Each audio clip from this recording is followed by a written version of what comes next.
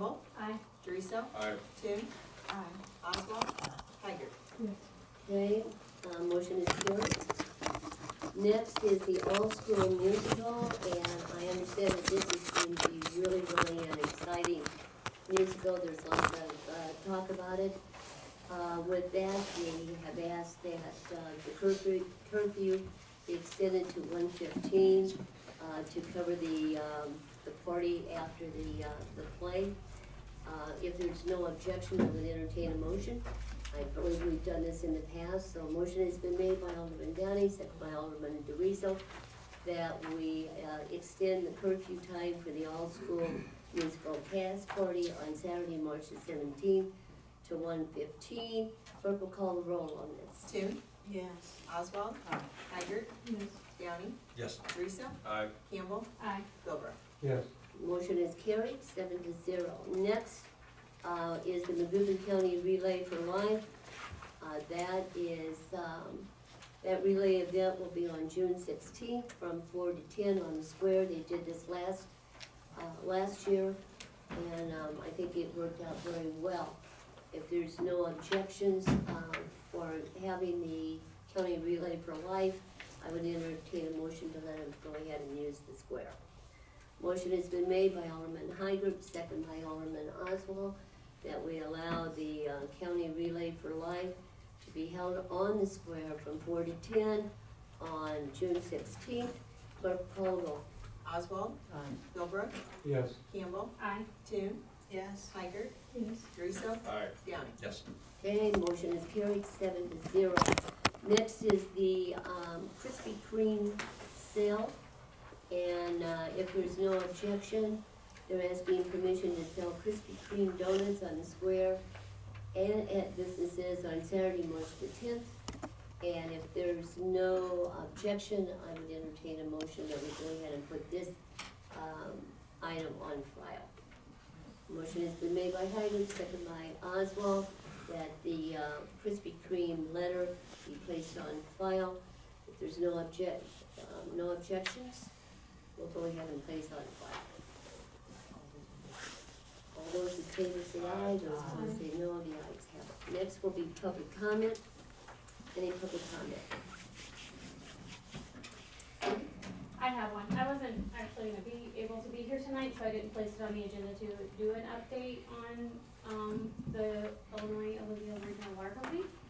But I'll give a brief update in public comment just to say we had a meeting on December 28th, and we did send out a letter to some communities in the area and just invited them to explore that option for their community as well. And like I said the last time I gave an update, we've extended that until March 28th for them to kind of say that they were interested or not.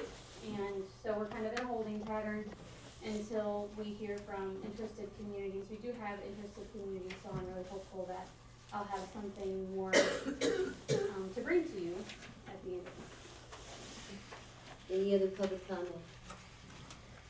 Okay, if not, we'll go down to old business. There's some work order, Hinton, 2017 Standard Edition Water Main Replacement.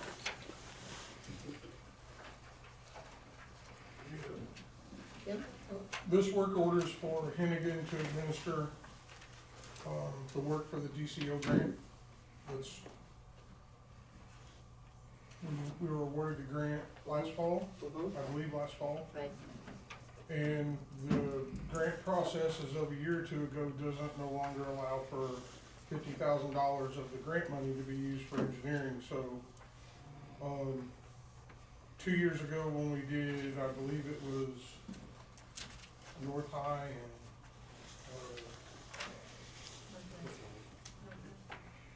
we did them 2 streets.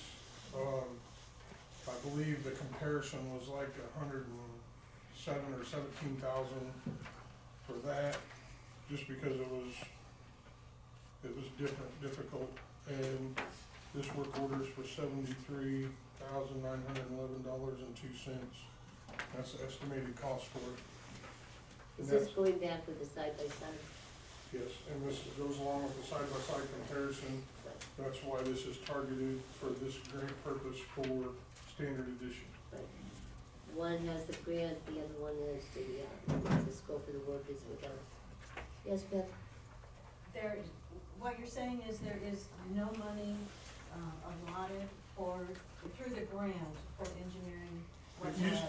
What used to be in the grant where you could take $50,000 of the grant money would pay engineering, Okay. that no longer happens. It's gotta be used for construction, not for engineering. So you get the grant, but you're gonna have to. It doesn't pay for engineering. Yeah, and the last one was the same way.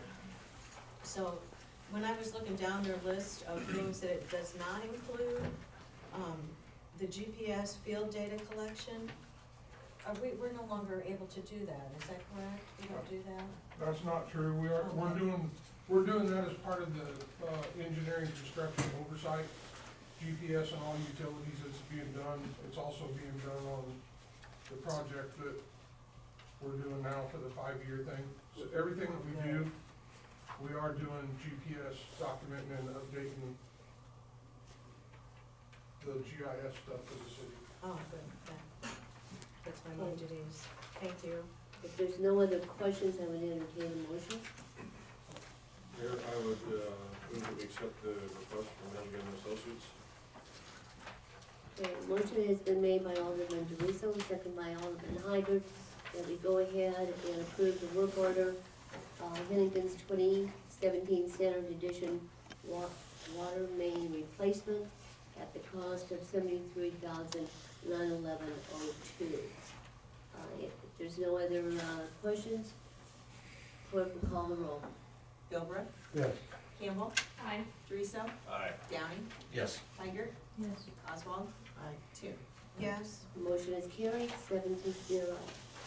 Okay, next is the payment of the $5,000 for the IARWC pay request. Joe, you taking this one? Yeah, I'm assuming this is all part of the original request that was made. I think we allowed for the The 30,000. 30,000? Yeah. Mhm. So I move that we pay the bill to the Illinois Alluvial Regional Water Company in the amount of $5,000. Okay, is there a second? Okay. Any Other questions? question. Yeah. Question. Is that 5,000 per entity putting in, so in other words, we're putting in 5, is Jersey World Water putting in 5? I believe they're Georgia. putting in 3. So we're putting in 5, they're putting in 3 each? Okay, any other questions? Who's this? Okay, motion has been made by Alderman DeRusso. Any other questions? Kind of. Yes, Ben?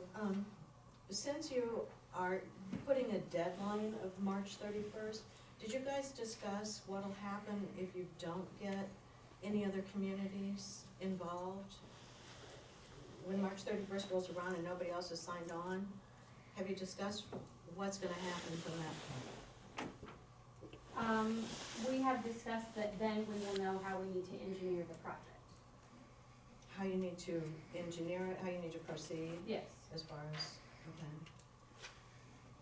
And have you discussed then the cost of the project? I mean, I assume that the 72 million or whatever it was is a fixed cost to start with. That was our starting cost. So that was to be spread out among 4 rather, at least larger communities. If we don't have those, have you guys discussed the costs that are gonna be involved as far as people's water bills? I mean, the end user, what's gonna happen there? Well, in the study that we had, that the city did, there were other variables too, that showing, this, it could be this amount, it could be this amount. But we're really stuck holding until we know who is in and who is out. So we'll have better information, more solid information when we know that. So you're thinking maybe the water treatment plant won't have to be as large if we don't have as many? Well, again, that would Communities. depend on how many, we have very interested entities, so I'm hopeful that there will be larger users. So I can't really, I don't have the answer to that question until we know at the end of March who is in or out. But yes, we have discussed that we need those numbers, we need to change, what needs to be changed, and But the first thing we have to do is know who's in and who's out. Right. So we're setting a deadline so that we know that, so we can move forward. Okay, is there any other questions? Okay, Sarah, you made the motion, I believe, right?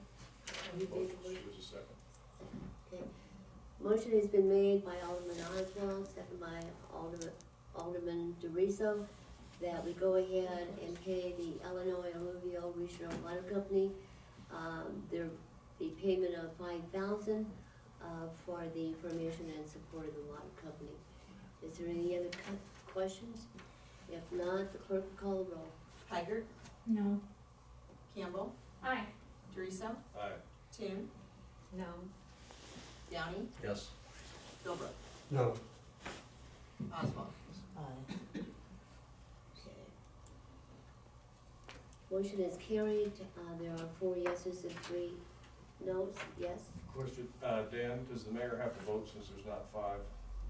I'm sorry? Does the mayor have to vote since there wasn't 5 on this, or a simple majority work? I think a simple majority works. Okay. Motion has carried, 4 yeses and 3 nays. Okay, now we'll move on now to new business. Several weeks ago, back in December, I received, the office received a letter from Paul Ferrero, Community Outreach Liaison with the Central Illinois Office of the Illinois Attorney General. I believe you have this, do they have this number in their packets? No? No? Anyway, he and I have had a discussion, and we're very happy to have you here, Paul. And you're brand new, I believe, right? Kind of new with the AG's office? Yes. Good.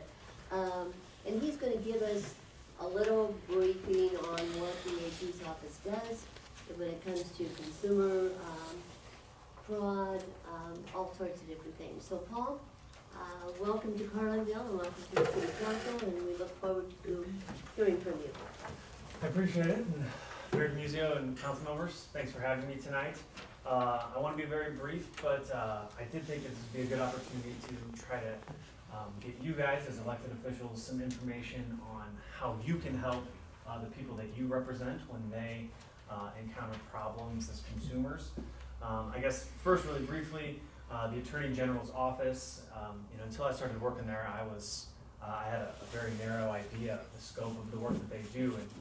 But I guess most generally, we act as the law firm for the state of Illinois. So when someone sues the state, we go and defend that case. Also, when it's time for us to bring litigation against one entity or another, we handle those legal proceedings as well.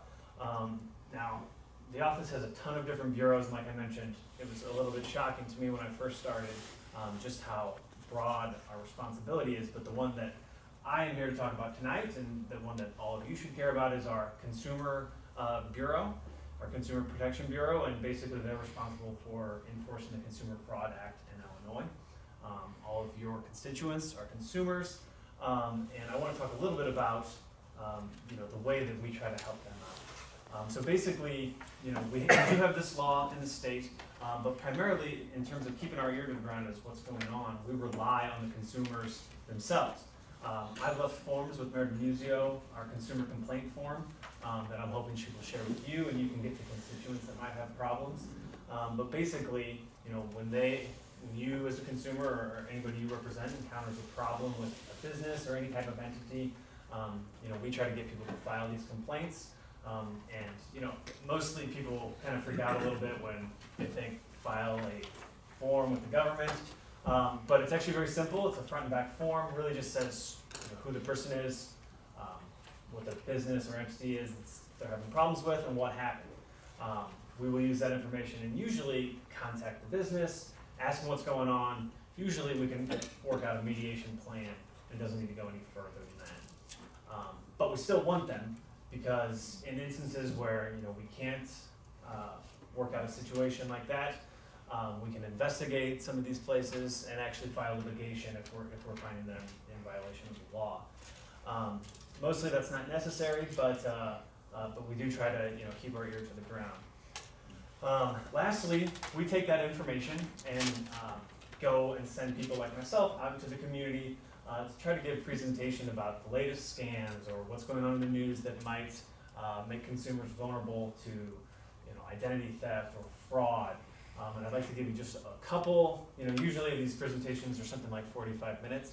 In the interest of brevity, I thought I could give you just a couple of highlights that you can pass along to try to help the people you represent stay safe. So the first thing and the easiest thing that you can do is try to keep track of personal information.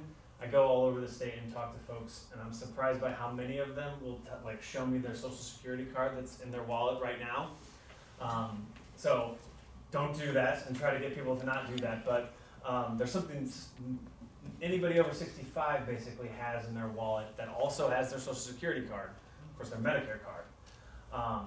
We try to get people not to carry that around with them. To try to make a copy and scratch out all but the last 4 digits. Usually that's enough to get you started with a doctor or anybody else. I guess the real message is you carry a lot of information around with you at all times, and you need to be really careful about where it is. Lastly, we all get a lot of stuff in the mail all the time, credit card statements and things of that nature. As best you can, try to get your folks to take the time and review it. Most of the problems that consumers encounter are fixable problems that they can really nip in the butt if we catch it. But people don't read their credit card statements, and a lot of fraud goes unnoticed for a very long time. It's hard to get it back. Specifically, diving in a little bit deeper, and I apologize for skimming over loads of material. I'm trying to get through some big highlights, but additionally, I try to remind folks that all of you and all of your constituents have the right to review their credit report with the 3 major credit reporting agencies, that's Experian, TransUnion, and Equifax, for free every year. And they can look and make sure their information is correct with the feds. They can look at any open lines of credit that they have now. And they can also see who has been looking at their credit. Soft things like insurance companies taking a look at your credit, and hard applications like a car loan or a mortgage that'll show up there as well. If there's one thing to take away, this is very important, because a lot of times if you check these things regularly, you can see where these applications have taken place without your knowledge, and hopefully stop them before they get away too far away from you. So I mentioned Equifax, and I think we should probably dig in a little bit there, because as most of you probably know, something like 100 million, I don't want to give numbers, lots of Americans had their information stolen from a massive data hack at Equifax. And so that has made things very busy at our office, as you can imagine. And maybe you guys are fielding some questions about this as well. But basically, a lot of folks are going to be in trouble with this, and it can happen, very soon, or somebody can try to defraud these folks years down the road. So it's more important than ever to get people to take a look at their personal information and try to keep track of it. So pragmatically, the question is, what can we do about it? What can you tell folks to do about it? And so you have some options, and I'll just talk about 2 of them very quickly. So those 3 reporting agencies have free credit monitoring for the most part, where consumers can be alerted to when a new line of credit opens. If you just bought a new truck, that's going to make sense because it's your truck. But you'll also be alerted if somebody tries to take out a mortgage that you didn't authorize. Lastly, and definitely the safest way to keep folks safe, is a security freeze on your credit. And that means that you, for your social security number, cannot have credit, whether it's someone else trying to defraud you or you, say, trying to buy that truck. And so you can go about placing with the security freeze. You have to send a letter to each of these 3 reporting agencies. And actually, in the materials that I gave you, there's a sample letter that you can pass along to folks that want to do this. If you are a person that is 65 years or older, it is free to do. If you are an active duty military person or a previous victim of fraud, it is free to do. And also, if you're doing it with Equifax, it is free because they're the ones that lost it.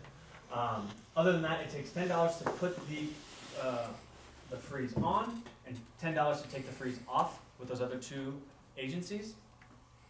The Attorney General is right now working on legislation to try to make this free for all 3 of them in Illinois. That is legislation that passed the House, and we're still working on it in the Senate. So hopefully we get some resolution on that soon. So those are some big hot topic items that you might have seen in the news. While I have your attention, I want to bring up just a couple scams that you hear about. Every place I go, people love to talk about the phone calls that they're getting. And the big ones that you get right now, first, the college kids are back. And so grandma gets a call that, hey, me and my baseball buddies, we went to Mexico on a trip, and we got hurt or we got arrested and need to send money. I'm always surprised by how many times I talk about this, and smart people that are engaged will actually wire this money. And once it's usually wired out of the country, and in those cases, once it's gone, really, it's mostly gone. So try to put the word out. Don't be wiring any money. Those solicitations are almost always punctuated by, please don't tell mom. Urge folks, go ahead and tell mom. You tell on the kids, it's okay. So keep that one in mind. It's very sad when you hear about some of the tens of thousands of dollars you hear about people sending overseas. And then lastly, it's tax season. So we're starting to hear about the IRS scams. Generally, like a good rule of thumb is, for the most part, the IRS doesn't really call folks. They usually send written correspondence, and so generally, if you're getting a phone call from the IRS, it's probably not legitimate. And we try to have folks, generally speaking, what I tell people, if anybody wants to talk about your personal finances over the phone and they called you, I just try to get people just to hang up. And then, if you're really that concerned about it, you call them. You initiate all your business calls so that you know who you're speaking with. Not long ago, my bank was asking me some questions, and I told the guy, this is making me feel a little uncomfortable. I'm just going to go ahead and hang up now. And I hung up, and I flipped the card over and called them, and eventually made it back to the same guy, and it was a legitimate call. But you feel a little bit better when you're the one initiating these things. So I could go on and on, but I don't even know how long I've been talking, but I know I got 15 minutes on the agenda. I'd like to just call your attention to the very last page of the packets that I gave you. These have a lot of important numbers that you can pass along to your constituents or maybe use in your own personal life. All of our numbers on here, including our consumer hotlines, which are usually answered by a real person, which is kind of nice when you interact with the government. So we can be a real resource for people, especially when they're first getting involved in the state of Illinois, in terms of getting them connected to wherever it is that they need to go. There's lots of other things on here. You see the numbers for Experian, Equifax and TransUnion, the Better Business Bureau, as well as on the very back, our offices, and I think here you're probably best to call the Springfield office, and the mayor has my number if I can ever be more personal assistance. So I feel like I glossed over a lot, but I do want to be brief and leave a couple minutes for any questions that council members or members of the public had, if I can be helpful. Nancy, Jane, do you have any questions? I know you've been concerned about some of the phone calls you've been getting. Yeah, I got a phone call. Yeah. And this lady went over a lot of stuff. She said, well, you qualify for Medicare. Medicare will pay for your problems with your knee and your back and your shoulder. And just contact your doctor and let them know. And I went to my doctor and they hadn't got any patients. Right. So I like to try to, phone calls are something we all deal with these, sales calls or possibly scam calls. I like to tell folks to get on the National Do Not Call hotline. So that's, whenever I say that, I usually get some nods that say it doesn't work. And in some ways that's true, because there's a lot of exceptions, right? Any company that you've done business with before, right? You have a business relationship with them, they can still call you. Additionally, the call list has recently sort of reorganized itself, and so used to be you had to re-up every so often. Now most folks are actually taken off that list, but if you put yourself back on now, you stay for forever, the way it looks. So I would encourage folks to do that, and then generally, if you are getting a solicitation from a business that you don't have a relationship with, you kind of know that you should be suspicious of it.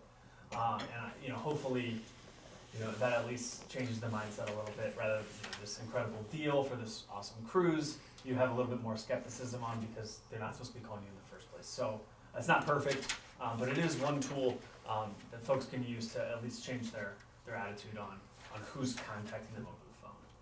How do you do that? Get it online, is there I would recommend you, you talk to your alderman here in the great city of Carlinville. I think that they have, let's see here, isn't it on here somewhere? Yeah, the National Do Not Call list is right here. There's also a website that you can use. I can give you the number after the meeting if you want, but all of your representation here is to have it. And there's also a website, if you're gonna do it over the phone, you wanna use the number that you're trying to put on the list to call. So if you wanna do it on, say, 2 cell phones in the house, call with one, take care of it, hang up, call with the other. So again, it's not perfect, but it is a place to start. Am I the only one in town that gets 854, I get a call from an 854 number? Yeah. In fact, I got one from my pastor. And when she got on there, she was wanting me to do something, I don't know what it was, hung up on her. Right. My So- pastor's a male, by the way. That was the first clue. So I get the same thing. My area code is 618 and 363, and I get fraudulent phone calls into me with those 6 digits to begin with. And this is, I majored in history, not computer science, so I can't explain to you like all of the specifics here. But it's technology that they can basically remotely dial in and use the local area code, and oftentimes the first 3 digits.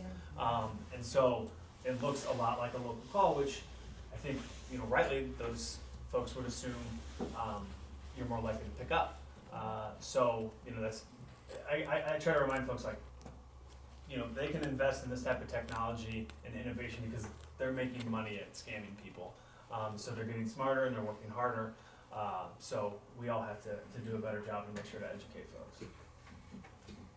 Any other questions? Paul, thank you very much, and Paul is familiar with Magoon County. He's married to a Staunton girl, That's right. so he comes, where do you live, Paul? We live up in Springfield. In Springfield? Yeah.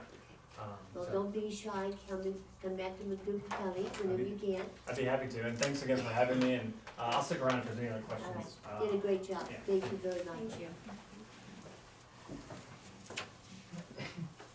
Okay, next we have, we're going to go into executive session, and I would entertain a motion to go in. I don't think we'll have anything to report when we come back out, but no, okay. I'll entertain a motion. Mayor, I move we go into executive session for the purpose of discussion of litigation. Motion has been made by Alderman Doriso, second by Alderman Heigert, that we go into executive session for the purpose of litigation. Any questions? Okay, all those in favor say aye, those opposed say no, and we will go, into executive session. We will not be, probably for the press, we will not be, I don't think too long, but we'll not have anything to report. So we'll just come back out and probably adjourn. Okay. Okay, we got a 2-minute break here. What's that? Oh, yeah, yeah. They don't listen, they don't pay attention, they do not follow this.